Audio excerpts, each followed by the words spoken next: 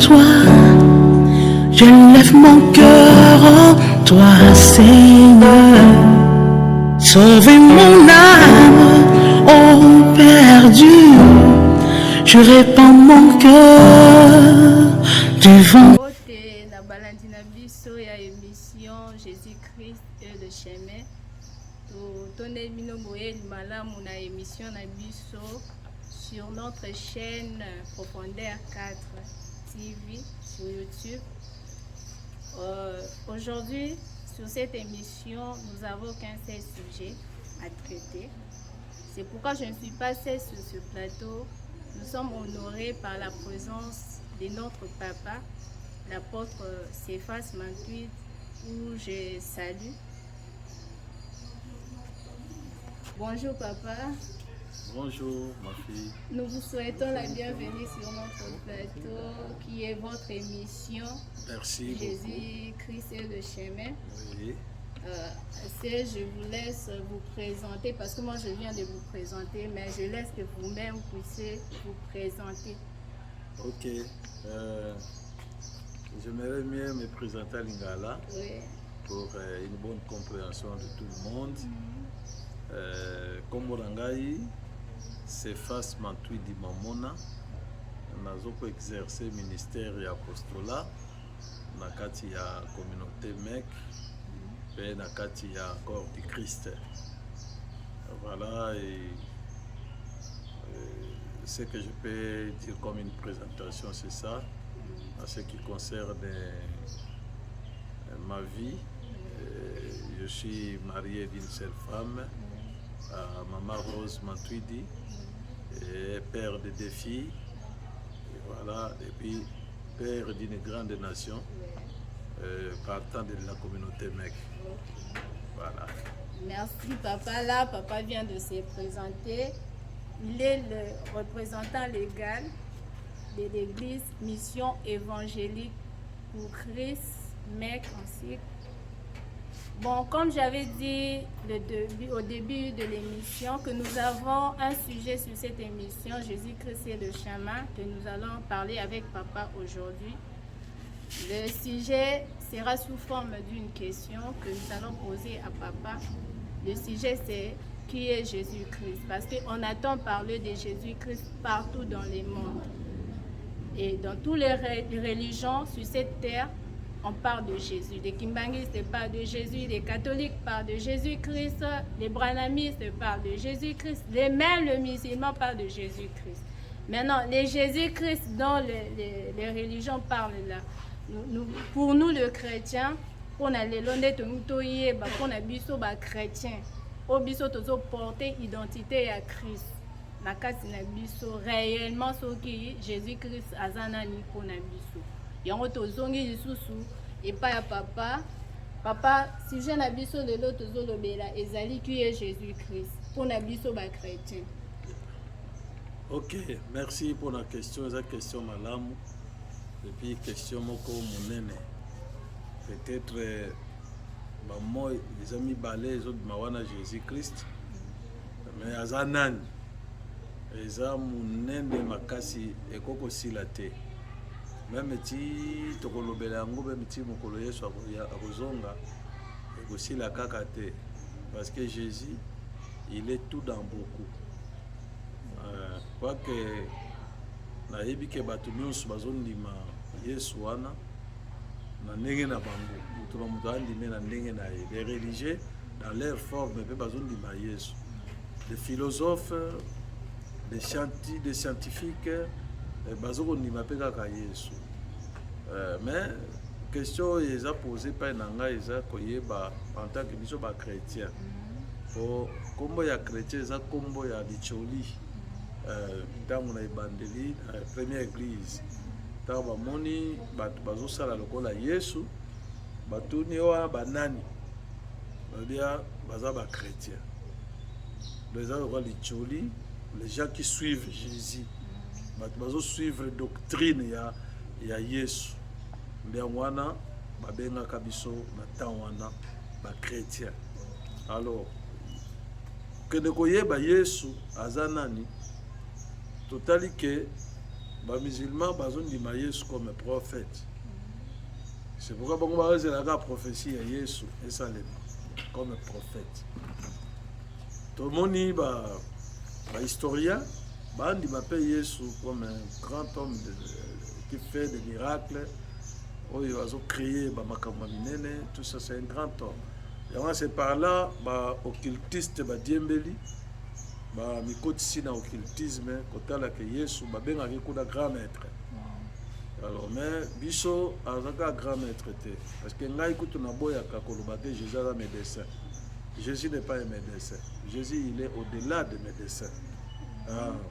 Les médecins ont leurs limites. La limite, à cause des malades, à-t-il un côté Moussous va déclarer que tu es condamné à mort à cette maladie. Mais pas Jésus. Quand tu arrives chez Jésus, il est au-delà des médecins. Abikisio, à Longoli maladie. Donc nous croyons à un Jésus sauveur. Donc il est sauveur pour nous, sauveur de l'humanité. Et puis Pambara Kate, il a pris notre place. Il est venu pardonner nos péchés. Il a pris nos péchés à porter en go. Bisoto limbi sama namasumwa. Donc il est venu sauver l'humanité tout entière. Pour l'humanité en go, il a sauvé na kati na yango. Il faut sikoyo mutu nyonso andimela Yesu. Ce qu'andimela Yesu, c'est à ce moment-là, mutu akoki ko réaliser que na biki na kati encore. La Bible dit crois au Seigneur Jésus, tu seras sauvé toi et ta famille. Ça veut dire Jésus-Christ c'est le sauveur de l'humanité. Ça c'est un, mais j'ai dit qu'il est tout dans beaucoup. Il n'est pas seulement sauveur, mais il est aussi Seigneur. Seigneur, veut dire c'est un défenseur. On n'est pas un abisso chrétien. Tant que Jésus a paraître pas un abisso, apparaître le rôle agneau. Avant un abisso. L'agneau de Dieu qui ôte le péché du monde. Azopé c'est biso kimia. Mais tant que mon ennemi a tellement contre biso, Jésus apparaissait comme un lion. Il y a le lion de la tribu de Juda, Abundelaka. C'est un défenseur pour nous. Alors, la signification est belée. Qui est Jésus? Femme samaritaine, tant que Jésus koloba, elle dit ah, namoni que aux prophètes. Jésus a dit koloba bongo te po ngana yebisi yo makambuana. Donc Jésus a boya kini yango. Aboyi kondima ke aza prophète.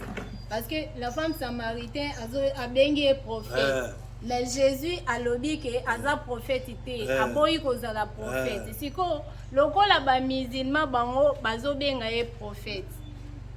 Baza na kati ya vérité ou bien baza libanda ya vérité parce que lui-même a dit que je ne suis pas prophète. Bon, c'est quoi les musulmans baza ka lokola femme samaritaine wa. Baza musika ya royaume te. Mais bako raté pe royaume. Eza lokoza na réabis transco yé. Vous avez mis la transco. Côté la transco. Au quotidien. Au quotidien. On raté un mot. C'est la même chose bango mais baza pembeni ya transco. Mais ba quotidien. Mais bandimi on va zo ba moto. Bandima zo ba moto, tout ça. Chemin rapide. Chemin rapide. Les bakotes na kata transport et Christ. Voilà. Le véritable Christ. Pour que ame mabango na toute sécurité vers destination. On bandimi bazo na bango ba moto na risque nyonso. Baza likolo na se amoyi. Mbula so ebeti ba poli na bango. Donc bandimi na bango mais bazo kaka chemin mo ya mutu. Alors que mobiki c'est ça ici. C'est ça y est. Bakota na nzela yango bazo kota te. C'est par là que biso tozuza Yesu prophète te. Ye aza pesa mutu koza la prophète. Ndenge nini yaza la prophète. Aza prophète te. Jésus c'est le sauveur de l'humanité. Omoni na suka nango tangu mwasi ye moko apesi révélation le dit que nous savons que celui qu'on appelle Christ viendra. Balamoko Jésus a dit je le suis. Moi qui te le parle, qui te le dis. Donc, Jésus a dit que va benga le prophète. Azako c'est va benga médecin. Mais Jésus a dit que va benga le Christ. Christ veut dire oint, le Messie. Voilà. Donc, voilà un peu c'est ça. Yesu azali kaka pamba wana te parce que Jean 1 Bible ezoloba au commencement était la parole. Or, dans l'ancienne alliance, la Bible nous dit que dans leurs afflictions, Dieu envoya la parole est bénie. Donc Jésus a existé depuis l'éternité. Depuis l'éternité. Où est bandelier soit Ali.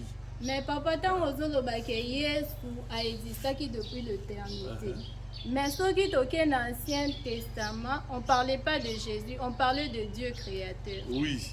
Mais Ndengenini, Dieu créateur, il a dit que Jésus était déjà depuis le commencement. Ndengenini. Bon.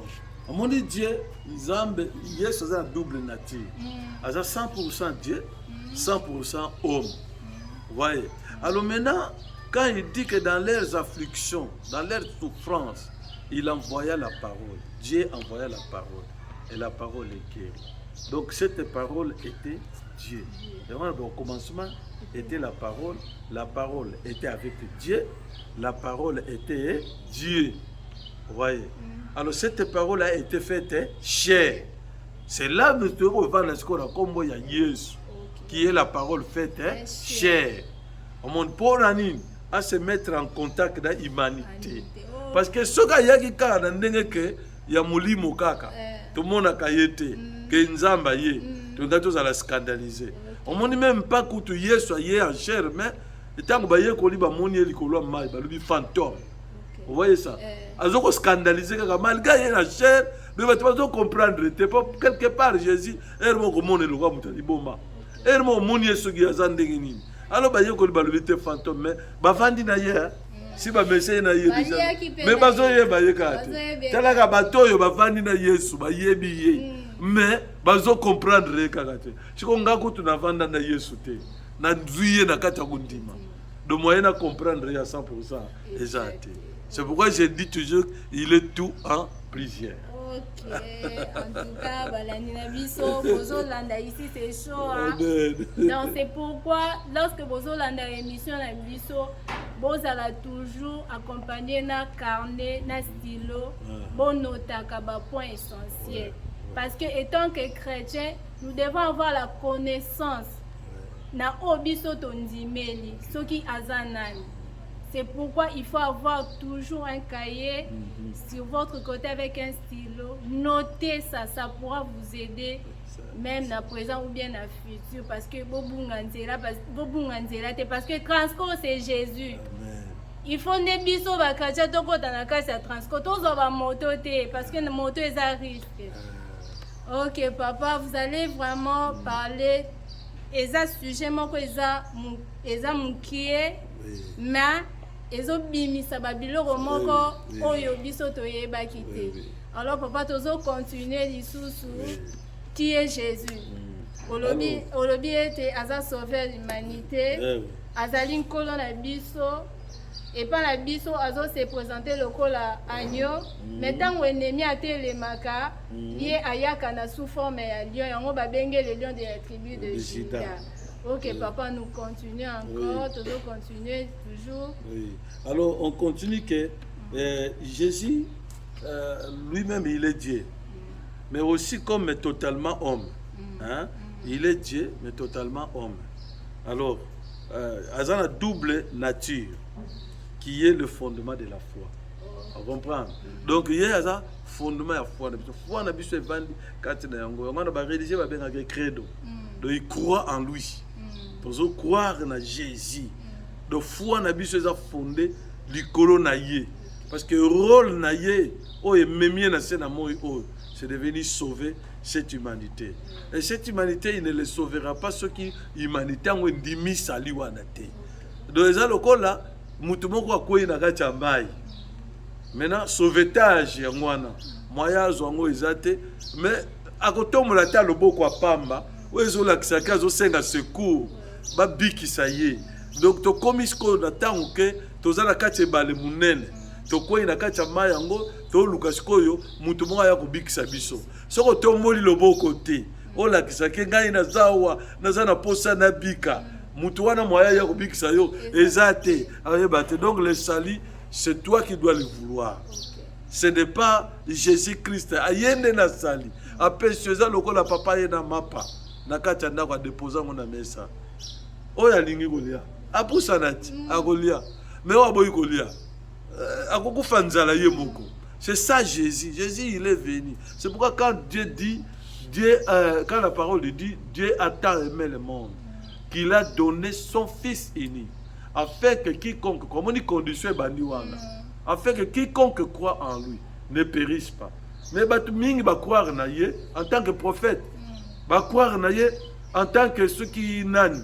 Mais les chrétiens ont compris que tu dois croire naïe comme prophète.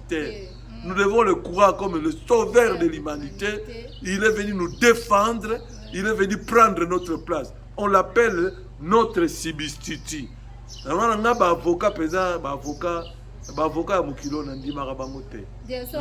Le véritable avocat, c'est Jésus. Il prend ta place. Un avocat qui te prend comme ça en charge, il commence à te cautionner avec de l'argent et tout ça. Beaucoup appellent à soukate, à wangani peyo, à trahir yo. Mais Jésus a dit que trahir moutoute. Jésus, il est juste. Et là, comment il y a la tongo, dans étudier yango. Dieu me parlait de ceci. Étudier la justice, ce n'est pas apprendre la justice. Celui qui a étudié la justice, il viendrait exhiber sa connaissance. Mais celui qui a appris la justice pratiquera la justice. Parce que Jésus a dit juste juge.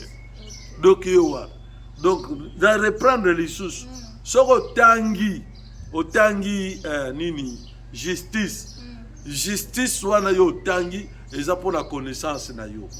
Mais ce qui oye koli justice, ou apprendre yango, et ça que pour pratiquer justice soit.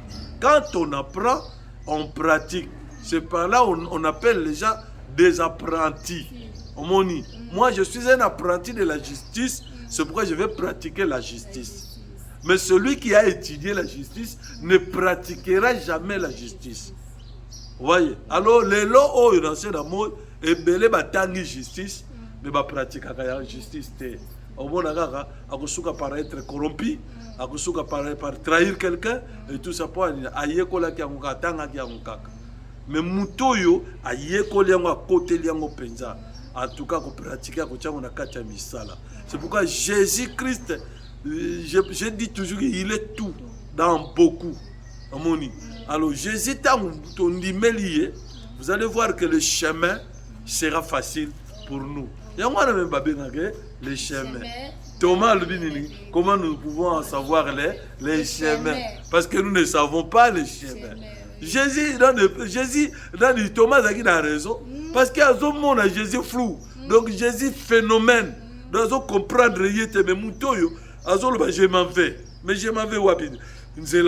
Peut-être qu'on prêter nzela ya poto. Que yango nande. Ako prêter nzela ya Chine. Mais ça yango te. Banzela wane sukaka. Mais nzela sukaka te, eza yemoko Yesu. Alors je suis le chemin, la vie et la vérité. Nul ne peut aller au Père que par moi. Mais papa, oui. Tango azoloba, alobi Jésus azo répondre na Thomas, a dit ça lobi je suis le chemin, la vie et la vérité. Siko ndenge nini ye aza mutu, aza liloba o elataki nzoto. Ndengo lobaki ke la parole elati nzoto. Ndenge nini ye mutu. Akoma nzela.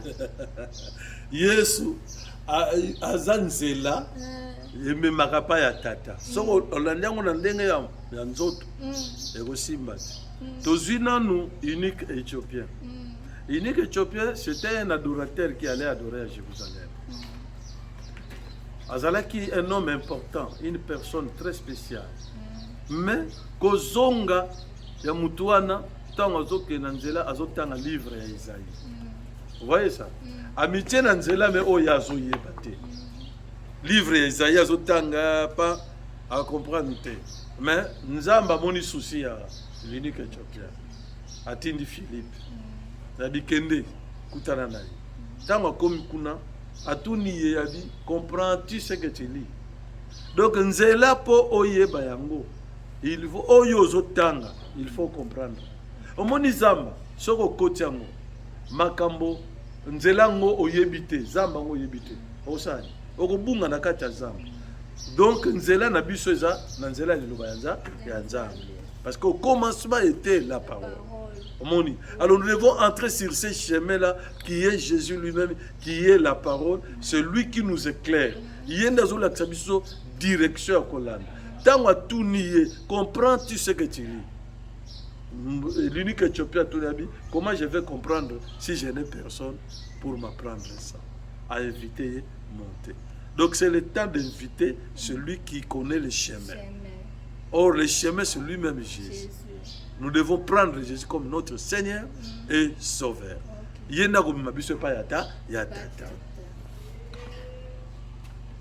Ok, Balandina biso ozoyo kabilo kwango avec l'apôtre Cephas Mantui dit qu'on est là. Donc ce que je suis en train d'écouter ici, je n'ai jamais écouté ça ailleurs. Je n'ai jamais vraiment écouté. Moi, nayebaki kaka Yesu azali sauveur, mais Yesu aza nyonso pona biso, aza fondation, aza nyonso, aza nzela ozo mema biso epa ya tata. Bon papa, pona soki tozongi lisusu na kati ya Bible, soki natali na Exode na histoire ya bana Israël, tozongi na Moïse pa azalaki nzela pona bana Israël. Ok. Moïse a dit nzela pona bana Israël, mais soukaki quelque part. Moïse aza Yesu te. Moïse azaki ka mutu lokola biso mekolo apondaki abengi ye. Mais kokende Moïse a présenté ki akizaki ba faiblesse dele na nzela. Ils ont pris le chemin du désert. Batamboli bakomi quelque part. Moïse a bani ko silikela même batunaye bandiminaye ko silikela bango. Tout ça parce que Azana limite, il est limité. Moutaza limité tezaka Jésus est mon. C'est pourquoi dans Matthieu 5, 17, pendant la transfiguration, bamona naki na ngomba ti, na songa ngomba kuna na Yesu. Awa Moïse, awa Eli. Baya ko pesa ka rapport. Baya ko zongisa biloko nyonso ya Yesu. Po ezo constituer kombo ya Yesu. La loi et la prophétie. Ta biloko eza bisote. Yonde ka okoki na yango biso eko simba te toza na ba limite na biso. OK, chers spectateurs, en tout cas suivez-nous. Vous s'abonner à la chaîne Bisso Mec TV pour suivre ce genre de Profondeur 4 TV pour la Kolanda, connaissance parce que la connaissance de nos jours est comme trop rare. Alors ce qui nous a massé Bisso grâce ya kozala na batu lokola papa ba partager connaissance on a biso pour que toyeba si réellement Yesu azana ni pona biso. Alors nous arrivons déjà vers la fin de notre mission, mais bon s'abonner pour na bon continuer kolanda biso na Profondeur 4 TV. Bon papa, je me tourne encore vers vous, le dernier mot. Ok. Dernier mot. Bana nzambe, nabengi biso nyonso bana nzambe parce que biso no tukuti pa ya nzambe. Mais pour autant mapenza solo mwana nzambe, il faut yamba Yesu lokola kolo pe bobiksi na yo. Là tu seras appelé parce que Bible le dit à tous qui ont réussi et qui ont crié à son nom, il leur a donné le pouvoir de devenir enfant de Dieu. Le pouvoir est comme mwana nzambe, il faut yamba ye, on dit melaye. Tant on dit meli Yesu Christo, wanda komi ko benga mwana nzambe. Mais aussi longtemps dit mena no Yesu te, okoza la non neve, okoza no cousin, mais okota na chambre ya papa te. Le pokota na chambre ya papa foza na mwana. Alors je vous remercie ndenge bino bolanda biso, na ebike zo suka awa te, tozo continuer. Toza basé église ezali na avenue Kiyimbi, wana nde siège na biso na numéro 9.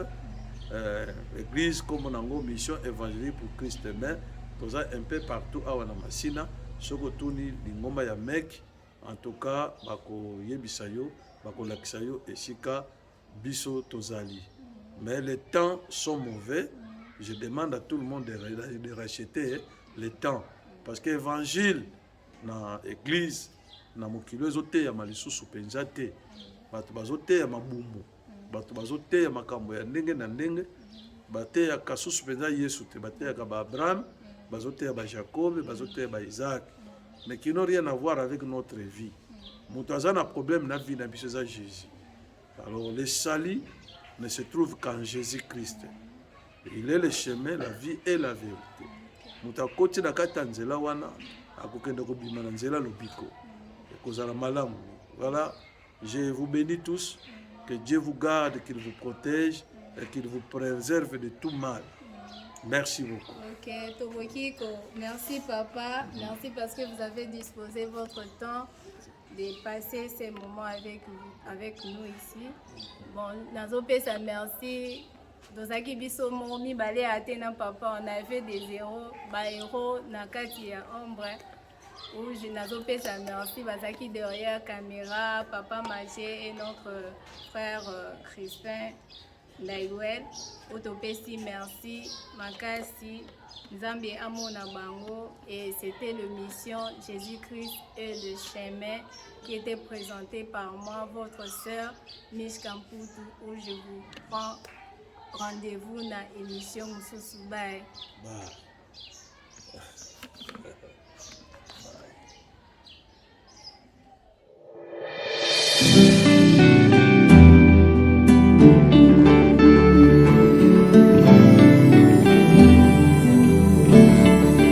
Dans mes détresses, je crie à toi.